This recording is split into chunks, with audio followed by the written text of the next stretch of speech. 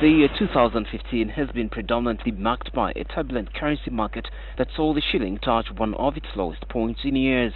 While there was some reprieve towards the end of the year, driven mainly by inflows from investors keen on cashing in on high yields from government securities and low demand for the dollar, experts now believe that this state of affairs, which saw the shilling strengthen to lows of 3,500 from highs of 3,700 against the dollar, may not be sustainable after elections.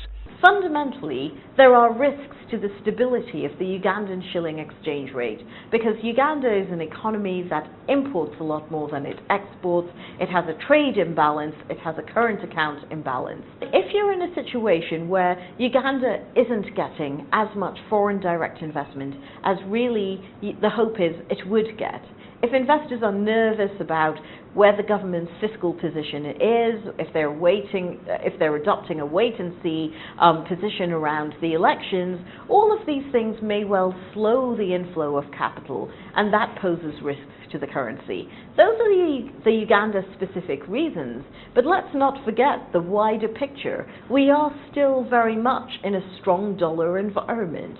The Federal Reserve, the central bank of the United States, is still raising interest rates, and this is causing pressures on different currencies the world over.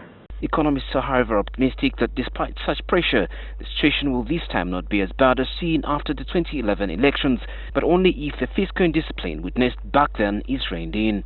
We know that one of the stresses that emerged and probably really only caused the economic damage more properly in 2012 was the amount of perhaps extra budgetary initially spending that we had seen as part of the financing of the elections.